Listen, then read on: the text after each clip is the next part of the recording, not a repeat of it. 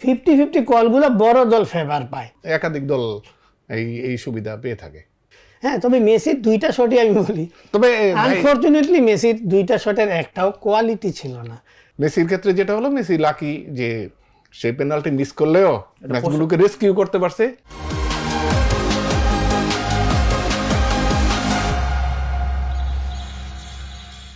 ম্যাচের 78 মিনিট পর্যন্ত 2-0 গোলে এগিয়ে ছিল মিশর। সেখান থেকে রূপকথার অবিশ্বাস্য এক গল্প লিখল ডিফেন্ডিং চ্যাম্পিয়ন আর্জেন্টিনা। তবে রূপকথার সেই গল্পকে ছাপিয়ে দিয়েছে রেফারির পক্ষপাতিত্ব। মিশরের কোচ থেকে শুরু করে একাধিক ফুটবলার অভিযোগ করেছেন, রেফারি যদি আর্জেন্টিনার পক্ষপাতিত্ব না করত তাহলে এই ম্যাচের রেজাল্ট ভিন্ন হতে পারত। দর্শক সবাইকে স্বাগতম ঢাকা জার্নালে বিশ্বকাপ নিয়ে বিশেষ আয়োজন গ্যালারি থেকে বিশ্বকাপ অনুষ্ঠানে। সাথে আছে আমি রাজিবুল ইসলাম। আজকের পর্বে আমার সাথে দুজন অতিথি আছেন। আমার ডানে আছেন মাহমুদুল হক আর আমার বামে আছেন শোয়েব শামীম। দুজনকেই ঢাকা জার্নালের অফিসে স্বাগতম। আর শুরুতেই মাহমুদুল ভাইয়ের কাছে জানতে চাই যে গতকালকের ম্যাচে একাধিক অভিযোগ এখন বিতর্কের তুঙ্গে। সোশ্যাল মিডিয়া বলেন, নিউজ ফিড বলেন, সব জায়গায় রেফারিকে কাঠগড়ায় তুলছে। আসলে বাস্তবতায় কি বলে? রেফারির জবটা সবসময় এরকমই হয়। আমাদের ফুটবলের রেফারির জব বা ক্রিকেটের আম্পায়ারের জব, এগুলো দিন শেষে আসলে একটা মাথায় থাকেই সব। আর মাঠের মধ্যে ধরেন রেফারি মানুষ, তো মানবীয় কিছু ভুল থাকেই, এটা একটা থাকে।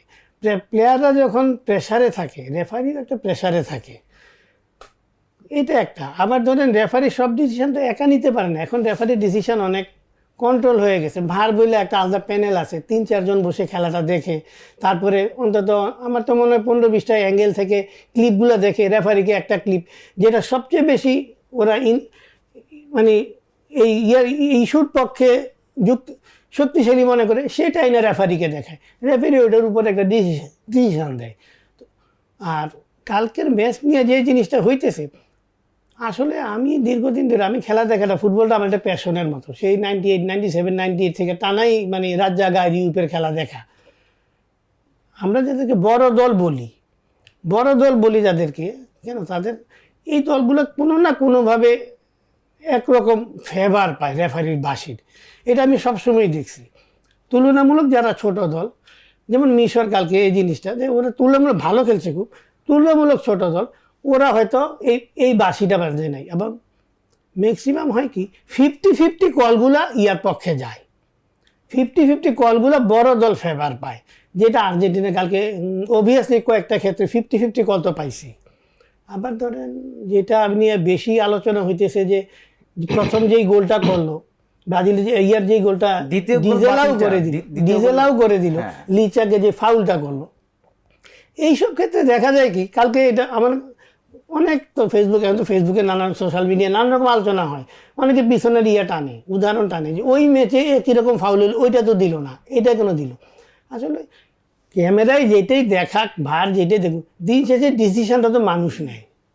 ওকে, আমরা একটু শামীম ভাইয়ের কাছে যাব। শামীম ভাই, গতকালকে তো ফুল ম্যাচ দেখেছেন, রেফারির সিদ্ধান্তগুলো কি আসলেই মিশরের বিপক্ষে ছিল?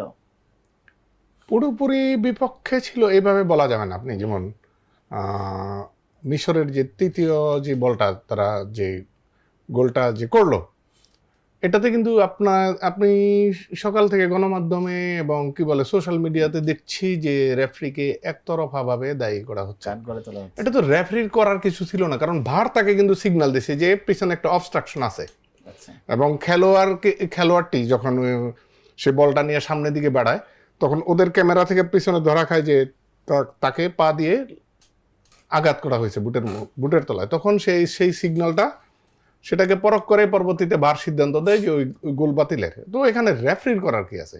হ্যাঁ, কিছু 50-50 ডিসিশন থাকে, যেটা বড় ভাই বললেন না, যেটা বড় দলের পেছনে দেয়। এটা আর্জেন্টিনা বললে কোনো কথা না, ব্রাজিল বলেন, জার্মানি বলেন, ফ্রান্স বলেন না, তারা এই সুবিধাটুকু পেয়ে থাকে। কারণ এই বড় দলগুলো, হাই প্রোফাইল দলগুলো বিশেষ করে প্রচুর সমর্থক পরিবেষ্টিত, এবং তারা মানে ফুটবলকে বুস্ট আপ করার জন্য এই দলগুলোর একটা বিশাল অবদান থাকে। সঙ্গত কারণে কেউ তাদের মানে রেফারি তাদের বিরুদ্ধে একটু বাসি দেওয়ার ক্ষেত্রে কুণ্ঠাবোধ করে, এটাই স্বাভাবিক। এটাকে ঠিক আপনারা যেভাবে ইন্ডিভিজুয়াল আর্জেন্টিনাকে দায়ী করছেন, এটা আর্জেন্টিনা একা না, তাই না? এটা আর্জেন্টিনা না, একাধিক দল এই সুবিধা পেয়ে থাকে, এটা সত্যি।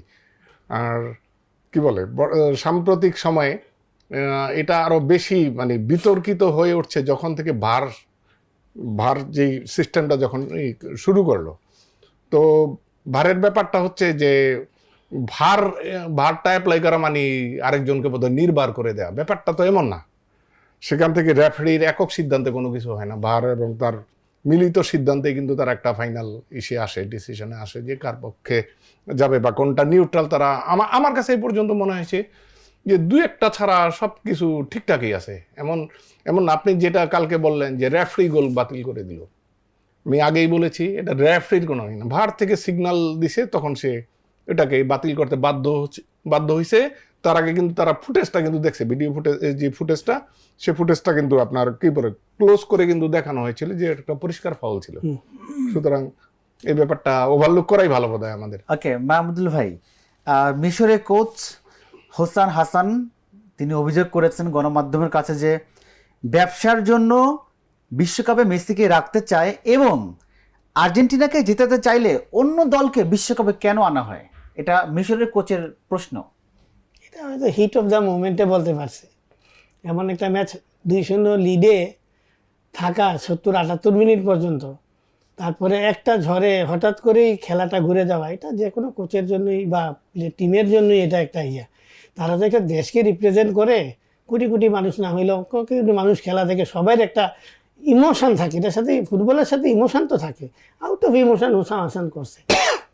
তবে কোচ হিসাবে আমি ওনাকে ধন্যবাদ দিব, যেটা আমি আগে বলা উচিত ছিল, যেই খেলাটা উনি কালকে মানে মিশর টিমকে খেলাইছে, মানে ট্রিমেন্ডাস। আমি এইরকম মাস্টার স্ট্রোক মানে বলেন যে আমি যাদেরকে আমরা বড় কোচ বলি, যেমন কার্লো অ্যানচেলোটি বা এই যে আপনার আর্জেন্টিনার কোচ, তারপরে দিদিয়ের দেশম, বড় বড় একটু খেল যারা আছে, যে মাস্টার স্ট্রোকটা দেয় খেলার মধ্যে, মানে আমি এত এমেজ হয়েছি দেখে। প্রথম যদি ওরা বাইলাইনটা ভাগ করে দুইটা বাইলাইনে খেলা নিয়ে গেছে, কারণ মিশর পুরো খেলাটাই গেছে বাইলাইন দিয়ে। আর্জেন্টিনার যে কমফোর্ট জোনটা মিড দিয়ে খেলবে, ওরা এখানে করতে দেয় নাই, ওদের স্ক্যাটার্ড করে দুই সাইডে টাই নেয় না মিশর মানে আমি খুব কমই দেখা যায় যেখানে পজিটিভ ফুটবল খেলা একটা ছোট দল বড় দলকে খেলাইতে পারে উইথ ম্যাচ টেম্পো। ওরা ফুল ম্যাচ টেম্পোতে খেলছে। আপনি লক্ষ্য করেন খেলাটা আরেকবার দেখেন, সব খেলা ওদের দুই বাইলাইন, এই বাইলাইনে ওই বাইলাইনে, মিডে আসবেই না, ওরা দুই বাইলাইন দিয়ে খেলছে। কারণ কি, আর্জেন্টিনার খেলাটাই হলো 4-5টা মিড থাকে, আর্জেন্টিনার খেলাই হলো ওদের কোনো উইং থাকে না, ওরা মিড দিয়ে অপারেট করে, মিডগুলো স্ক্যাটার্ড করেছে। আমি কালকে হারার পরেও আমি বলবো যে আমি অন্যতম একটা সেরা ম্যাচ দেখছি যে ছোট টিমের আর্জেন্টিনার বিপক্ষে। তবে আমার মতে হারাটার জন্য সবচেয়ে বেশি দায়ী কোচের প্রথম থেকে 78-80 মিনিট পর্যন্ত খেলাটাকে হাই টেম্পোতে নিয়ে যাওয়া। আপনি যদি নিয়মিত খেলা দেখেন যে ওরা কি করে 10-15 মিনিটের একটা সেশন খেলে একটু রেস্ট দিয়ে অফ দা বলে আসে, অপোনেন্ট খেলে। ওরা কালকে মিশর এই কাজটাই করে নাই, টোটালি খেলে গেছে 70-78 মিনিট। যদি আপনি টানা খেলেন, অপোনেন্টের শক্তি ঠিক থাকে, আপনার লেগ টায়ার্ড হয়। এই টায়ার্ড লেগের কাছে মূলত ধরাটা খেয়েছে।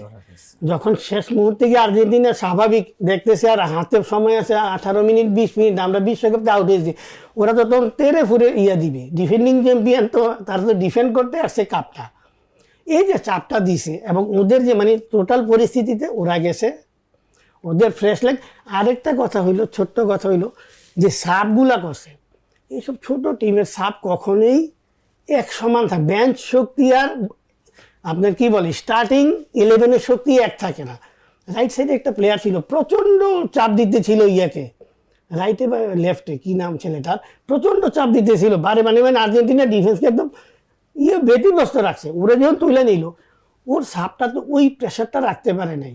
আর্জেন্টিনা একটু রিলিফ হয়েছে এবং ওরা শক্তিটা ছিল ওই কয়েকটা সাবে খেলাটা, ব্রাজিলের খেলাটা ডাউন করে দিচ্ছে। শামীম ভাই, গতকাল যখন এক এক করে 2টা গোল খেলেন আপনারা প্রথমে, তখন মনের অবস্থা কি ছিল, মানে কোন পরিস্থিতিতে তখন ছিলেন?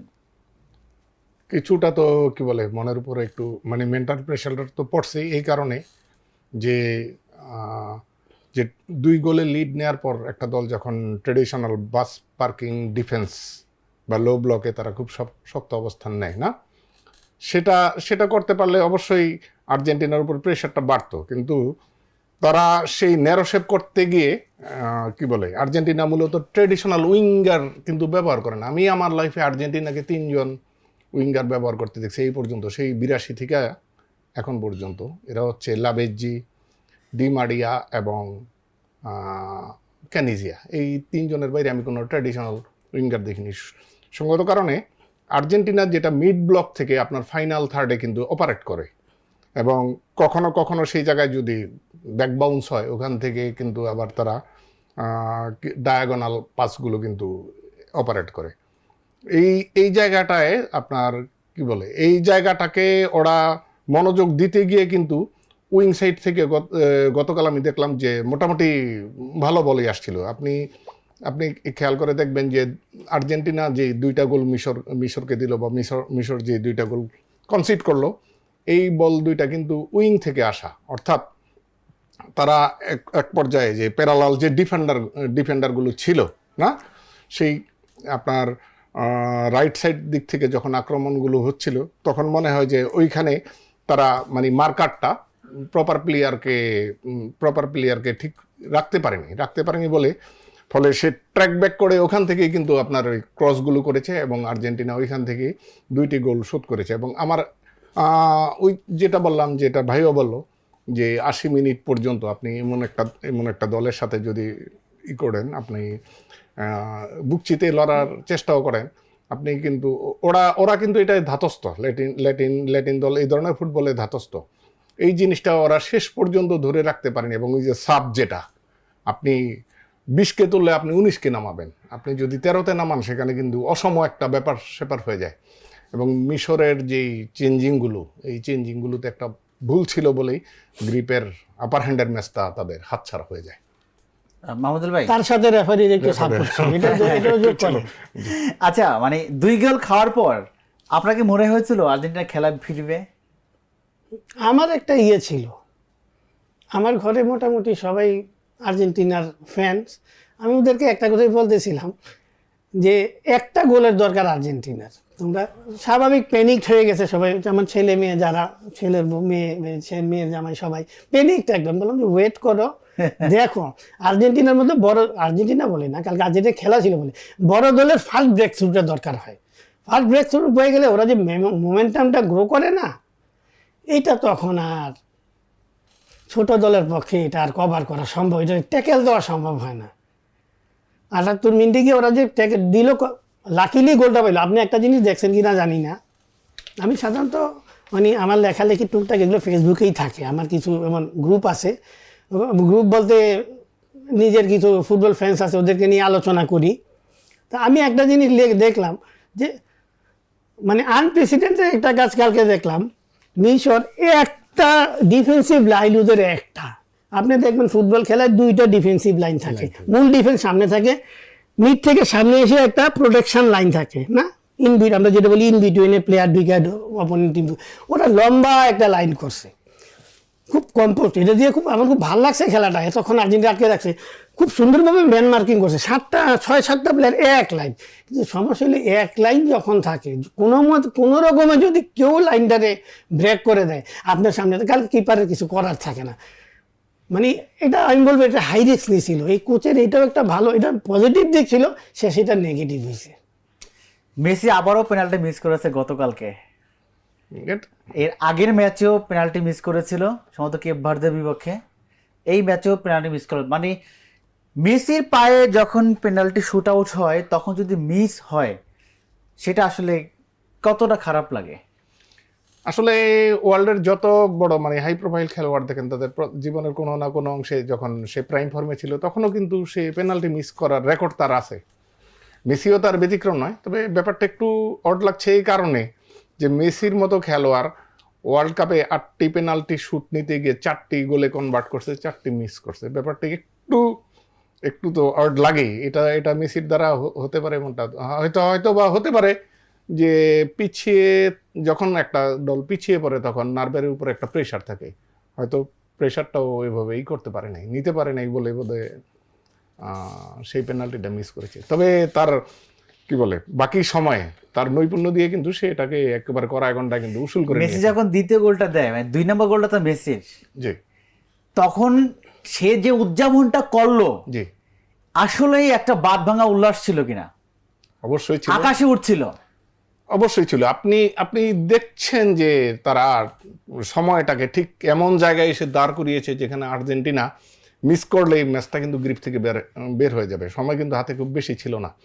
এই অবস্থায় গোল করলে সেটা মেসি হোক, মারাডোনা হোক, জিকো হোক, সক্রেটিস হোক বা নেইমার টেইমার হোক, বাদ ভাঙা উল্লাস করবে, এটাই স্বাভাবিক।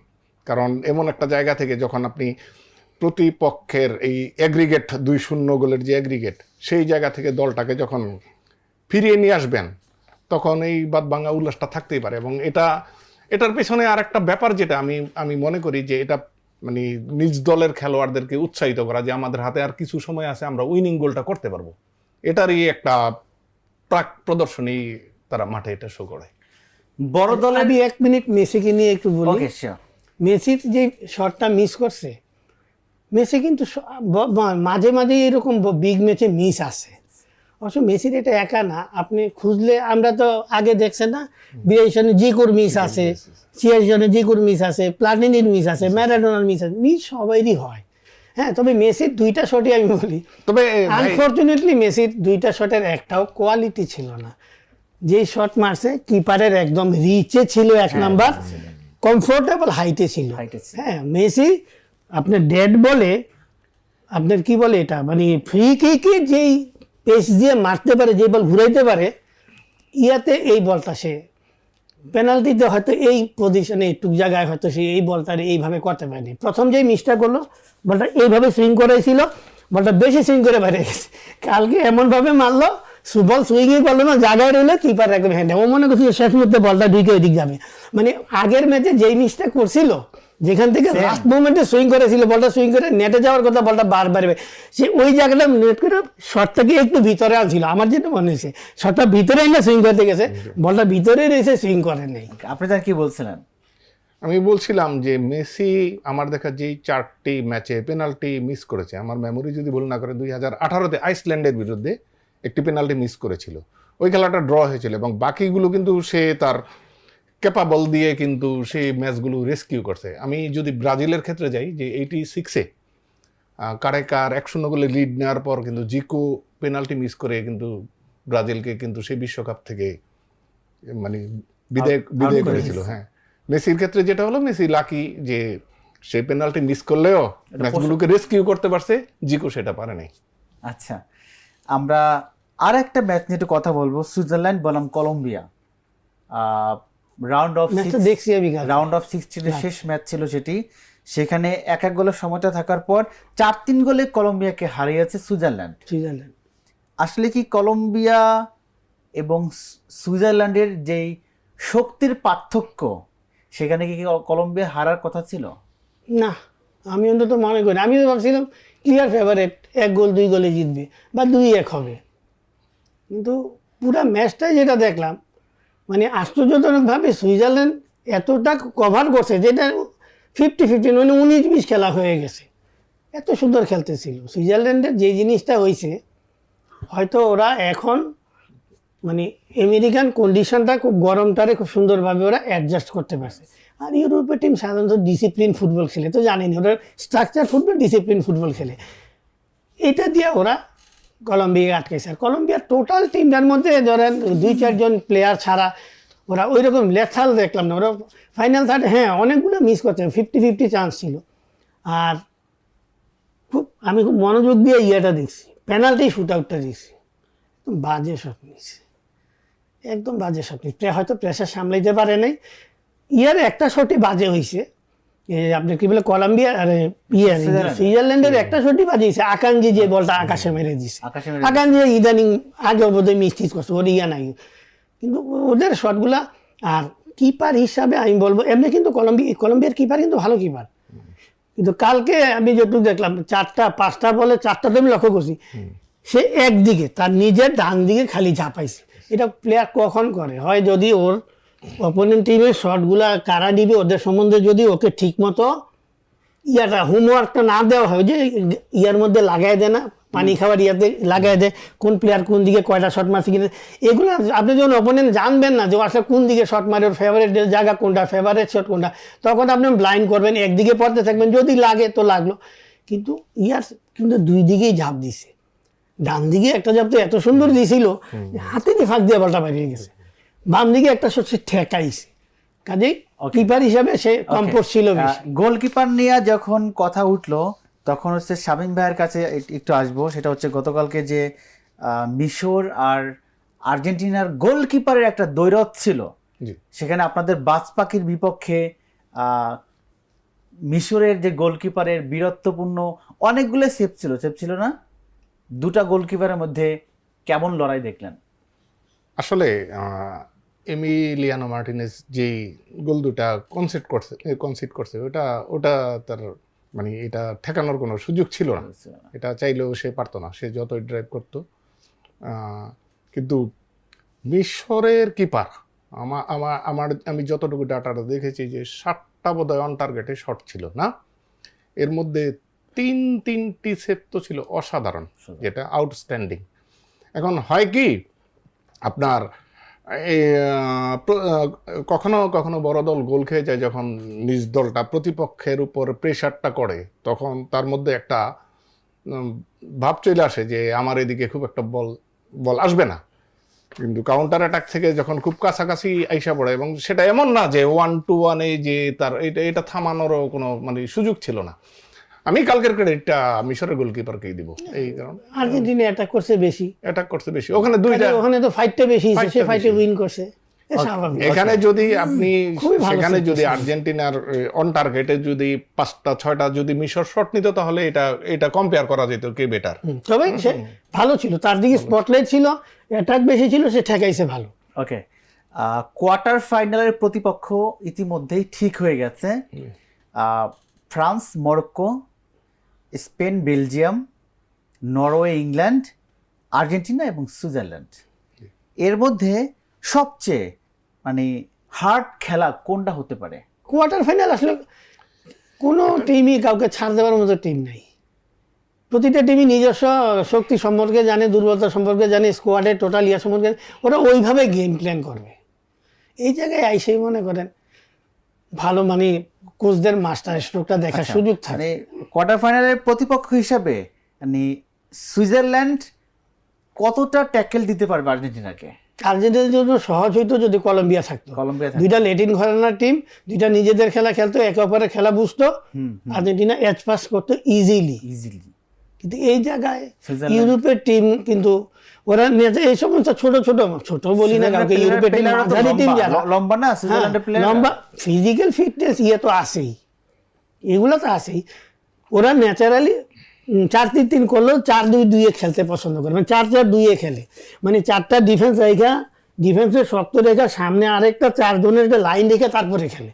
তো এইরকম লাইনে যখন অপোনেন্ট অ্যাটাক করে সাধারণত ওই লাইনেই থাকে, এগুলো বিট করা কষ্টকর। আর আর্জেন্টিনার তো আপনার নাই, উইং তো নাই, যদি উইংয়ে ঠিক মতো অপারেট করতে না পারে, মা যদি নিজেরাই চাপায় ফেলায়, তাহলে তো অপোনেন্টের জন্য সুবিধা। শামীম ভাই, মিশরের বিপক্ষে যে একটা অঘটন ঘটতে চলেছিল আর্জেন্টিনার, সুইজারল্যান্ডের বিপক্ষে ওরকম কোনো সম্ভাবনা দেখছেন কিনা? না দেখার কোনো কারণ নেই। আপনাকে আমি একটু 2014-তে নিয়ে যাই। আর্জেন্টিনার সেকেন্ড রাউন্ডে কিন্তু এই সুইসের মুখোমুখি হয়েছিল, এবং আর্জেন্টিনার শেষ দিকে অ্যাঞ্জেল ডি মারিয়া কিন্তু গোল করে আর্জেন্টিনাকে সেই খেলায় রেস্কিউ করেন, এবং গোলটা করার সাথে সাথে পাল্টা প্রেশার দিয়ে কিন্তু 1-1-এ কিন্তু ক্রস পিসে লাগিয়ে কিন্তু আপনার সুইজারল্যান্ড একটা মানে হাতে একদম একটা ইজি চান্স কিন্তু মিস করছে না। আমি সেই ম্যাচটার আলোকে বলতে পারি যে আর্জেন্টিনার প্রতিপক্ষ হিসেবে সুইজারল্যান্ড খুব আর্জেন্টিনার জন্য খুব কমফোর্ট হবে, এটার কোনো সুযোগ নাই। এবং ওদের তো ফিজিক ভালো, এরিয়াল বলে ওরা ভালো করতে পারে। আর্জেন্টিনাকে জেতার জন্য সর্বস্বটা দিয়েই খেলতে হবে, এবং তার যে মূল একাদশ না, এই একাদশটাকে আপনার কিছু চেঞ্জিং সেটা আনবে কিনা কোচ, আমার ধারণা সে তার সেরা একাদশ নিয়েই সুইজারল্যান্ডের বিরুদ্ধে সেই ম্যাচটা অতিক্রম করতে পারবে। আমি আরেকটু যোগ করতে চাই যে আর্জেন্টিনার সাথে ইউরোপের রেকর্ড কিন্তু মানে ম্যাচগুলোর রেকর্ড কিন্তু বরাবর ভালো। যেমন ব্রাজিল 2002 পরে আপনার কি বলে নক আউট স্টেজে গিয়ে কোনো ইউরোপীয় দলের সাথে মুখোমুখি হলেই কিন্তু ওই দিন ব্রাজিল আউট হয়ে গেছে। আপনি অতীতের পরিসংখ্যানগুলো দেখেন, আর্জেন্টিনা সেই জায়গায় আর্জেন্টিনা অনেকটাই লাকি। আমার ধারণা যে আর্জেন্টিনার লাক তো সবসময় ফেভার করে না, আমার ধারণা এই ক্ষেত্রে আর্জেন্টিনা উতরে যাবে, এটা আমি বিশ্বাস করি। ওকে মাহমুদুল ভাই, বলছিলাম যে সুইজারল্যান্ডের জন্য সবচেয়ে বড় মানে আশার জায়গা থাকবে, ওরা কেপ ভার্দের মতো টিম আর্জেন্টিনাকে 2টা গোল দিয়েছিল। কালকে মিশর 2 গোল দিয়ে প্রায় জিতেই গেছিল। অর্থাৎ আর্জেন্টিনা যে আনবিটেবল না, মানে গোল খায় না, মানে পিছিয়ে পড়া যায় না, আর্জেন্টিনার বিপক্ষে খেলা যায় না, খেলা জিতে যায় না। ক্যাপ ভার্দে একরকম খেলা খেলছে, কালকে মিশর কিন্তু ফুল আফ্রিকান ফুটবল খেলছে, বল পাও ফরওয়ার্ড পাস, বল পাও ফরওয়ার্ড পাস, তাতেই কিন্তু ওরা 2 গোল করছে। তাদের কাজেই সুইজারল্যান্ডের কোচ আশা করতেই পারে যে একটা টেকটিক্স মানে আমি এদেরকে করতেই পারি, অতটা মনে হয় না ফাইট দিবে। আমরা একটু ব্রাজিল নিয়ে একটু কথা বলতে চাই। আমরা অনুষ্ঠান শেষ পর্যায়ে, ব্রাজিল নরওয়ের সাথে হেরে বাদ পড়েছে, বিদায় নিয়েছে। আসলে ব্রাজিল কোন জায়গাটা হেরে গেছে? হালান্ডের কাছে, নাকি ব্রাজিলের খেলাটাই সমস্যা ছিল? বাদ পড়াটায় কয়েকটা কারণ তো আছেই। প্রথম কারণ হলো ব্রাজিলের সাপোর্টার হিসাবে যারা আছে সবাই জানে যে এইবারের টিমটা আসলে ওই রকম খুব একটা টিম ছিল না, শক্তিশালী টিম ছিল না। যেমন নেইমারেরই কোনো রিপ্লেসমেন্ট নাই, মানে 60% ফিট নেইমারকে স্কোয়াডে আনতে হয়েছে, কারণ তার কোনো রিপ্লেসমেন্ট নাই। প্লেয়ার যারা আছে ভেটেরান প্লেয়ার, কিন্তু ওদের সোনালি সময়টা পিছনে ফেলে আসছে, এখন ওদেরকে দিয়ে আর হবে না। এগুলো ছিল, এই সমস্ত সত্ত্বেও আবার 2-একটা নিয়ে সিলেকশন নিয়ে কার্লো অ্যানচেলত্তির বিপক্ষে কথা উঠছে, সেটাও একদম ফেলে দেওয়া, মানে একদম আপনি ফেলে দিতে পারবেন না, এটার পিছনে কার যুক্তি আছে। আচ্ছা, নরওয়ের সাথে খেলাটা হয়েছে কি, ব্রাজিল ফার্স্ট হাফটা কিন্তু সুন্দর খেলতে, দেখছেন না, বেশ কয়েকটা গোল বৃষ্টিস করলো না, মোটামুটি অ্যাটাকে, মানে ধরেন সেকেন্ড গিয়ারে ব্রাজিল গেছে, থার্ড গিয়ারে চাপায় রাখছে। নরওয়ে টেকনিক্যালি যখনই বল পাইছে, বলটারে মোমেন্টামটা স্লো করে দিচ্ছে, নরওয়ে বল স্লো করে ধিমে তালে বল পাই আস্তে আগায় ওদিক যায়, নরওয়ে মাঝের টেম্পোটারে কমায় রাখছে। কার্লো অ্যানচেলত্তি যখন এটা দেখছে তখন সেকেন্ড হাফে নরওয়ের চেষ্টা করছে ব্রাজিল নিচে থাইকা যে এবার একটু নরওয়ে খেলুক, কারণ কার্লো অ্যানচেলত্তির খেলার মধ্যে অপোনেন্ট টিম যদি ভালো খেলে, উনি ফ্রি খেলা খেলে, ওপেন খেলা খেলতে পছন্দ করেন, মোমেন্টাম বাড়াই দিয়া আপনিও গোল করেন আমিও করি, ওই খেলাটা খেলতে পছন্দ করেন। নরওয়ে জায়গাটা ধরা দেয় নাই। আর হালান্ড পুরা খেলায় এতটাই চুপচাপ দাঁড়াইছিল, ওর ওই গ্যাব্রিয়েল ধরে নিছে হালান্ড আজকে বড় ম্যাচে হালান্ডের জন্য খুঁজে পাওয়া যায় না, আজকেও পাওয়া যাবে না, কিন্তু মেবি এটাও কোথাও একটা টেকটিক্স ছিল। হালান্ড আপনি সিটির খেলা দেখলে দেখবেন হালান্ড কিন্তু এরকমই থাকে, কিন্তু অফ দা বলে বেশ দৌড়ায়, বক্সের এই মাথায় যায় ওই মাথায় যায়, গিয়ে প্লেয়ার সিবিদেরকে করতেছে, আপনি প্রেশার দিতেছে, এইগুলো খুব একটা করে হালান্ড একদম দাঁড়ানো। এই যে মানে আপনি কি বলে যে ওরে একটা রিলিফ দিছে, যে বলটা আসলো গ্যাব্রিয়েল অনেকটা দূরে, হালান্ড যেটুক জায়গা লাগে উপরে ওইটা হেড করার কাজটা করে দিছে। শাহিন ভাই, ব্রাজিলের বিদায় হওয়াতে ফুটবলের জৌলুসটা, মানে এবারে বিশ্বকাপের ফুটবলের জৌলুসটা একটু হলেও কমেছে কিনা, আর আর্জেন্টিনার ফ্যান হিসাবে ব্রাজিলের বাদ পড়াটা কিভাবে দেখছেন? ধন্যবাদ, আপনি একটা গুরুত্বপূর্ণ প্রশ্ন করেছেন। ব্রাজিল বাদ পড়ে গেছে বিশ্বকাপের আসর থেকে। যারা 5টি ওয়ার্ল্ড কাপ হোল্ডার, যাদের ট্রফি গেছে, 5টি ওয়ার্ল্ড কাপ আছে। এখন ব্রাজিল অবশ্যই যারা এই বিশ্বকাপটা ডিজার্ভ করে, তার ফ্রন্ট লাইনার কিন্তু ব্রাজিল। এখন এই মেগা ইভেন্ট থেকে ব্রাজিলের মানে খুব আর্লি বিদায়টা কিন্তু এই আসরটিকে কিন্তু বিবর্ণ করে তুলেছে। আপনি রাস্তাঘাটে দেখবেন এখন ব্রাজিলের জার্সি পরা লোকজন একেবারেই কম দেখা যায়। আর ব্রাজিলের আপনি যেটা অনেকে ভাবতেছে যে ব্রাজিলের সেই স্বর্ণালী সময়টা শেষ হয়ে গেছে। আসলে স্বর্ণালী সময় ব্রাজিল বলেন, আর্জেন্টিনা বলেন, জার্মানি বলেন, তাদের একটা থাকে, আপনার কি বলে, একটা ট্রানজিশন পিরিয়ড থাকে, যেটাকে তাদের অতিক্রম করতে হয়। আপনার সবসময় ভালো সময় আসবে না, আপনাকে এটাকে আবার পুনরায় বিল্ড আপ করতে কিন্তু সময় নিতে হবে। ব্রাজিল এমন একটা ক্রান্তিকালে পড়ছে। আমার ধারণা যে ব্রাজিল অবশ্যই রিস্কি হবে, কারণ আমি আর্জেন্টিনার ডাইহার্ট সাপোর্টার, এটা সত্যি, কিন্তু আমি সব সময় সেই ব্রাজিলের 86, 82, ইভেন 90-তে যেটা আপনার যেই দলটা ছিল না, এসগেলিও ভিচিনি, না উনি তো ইটালির কোচ ছিলেন, সোবাস্টিও লাজারনি, সেও কিন্তু টেলি সান্তানার মতো 82 এবং 86 এবং 90-তে একই ট্রেডিশনের খেলা খেলছে, যেটা সাম্বা এবং যোগো বনিতোর সাথে ওরা যে একটা কম্বিনেশন করে আর কি, না গ্যালারির সাথে মাঠের। তারপর থেকে ব্রাজিল চিন্তা করেছে যে এই দৃষ্টিনন্দন ফুটবল দিয়ে মানুষের মন জয় করা যাবে, কিন্তু বিশ্বকাপ ক্যাপিটালাইজ করা যাবে না।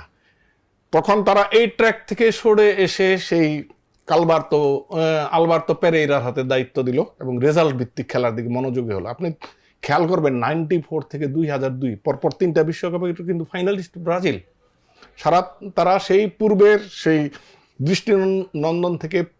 দৃষ্টিনন্দন ফুটবল থেকে সরে এসে তারা রেজাল্ট নির্ভর ফুটবল খেলছে। ডুঙ্গা মিডফিল্ডে যে কাজটা করতে, আপনি যখন এই ট্রেডিশনে চলে এসেছেন তখন আপনাকে অন্য দলগুলো কিন্তু খেয়াল করতেছে যে ব্রাজিল কোন কোন ট্র্যাক দিয়ে সেই সাফল্যগুলো নিতেছে। সেও কিন্তু কাউন্টার পার্ট হিসাবে ব্রাজিলের কাউন্টার পার্ট হিসাবে তাদেরকে দাঁড় করিয়েছে বলেই ব্রাজিলের মানে এখন নতুন আর একটা ফরমেশন উদ্ভাবন করতে না পারলে ব্রাজিলের কি বলে সামনে বিশ্বকাপটা ক্যাপিটাল করা একটু দূর হবে। আমি ব্রাজিলের কি বলে বিশ্ব ফুটবলে এই ভূমিকার জন্য ব্রাজিলের প্রতি আমার একটা আলাদা সম্মান থাকবে, এটাই। ওকে, আমরা শেষ পর্যায়ে চলে এসেছি। দুর্দান্ত আলোচনা হয়েছে আজকের পর্বে। আশা করি দর্শকরা খুব মনোযোগ সহকারে আপনাদের আলোচনাগুলো দেখবে। আপনাকে ধন্যবাদ, শামীম ভাইকে ধন্যবাদ আমাদের স্টুডিওতে আসার জন্য। দর্শক, আপনারা দেখছিলেন ঢাকা জার্নালে বিশ্বকাপ নিয়ে বিশেষ আয়োজন গ্যালারি থেকে বিশ্বকাপ অনুষ্ঠান। এই পর্ব এই পর্যন্তই, দেখা হচ্ছে পরবর্তী পর্বে।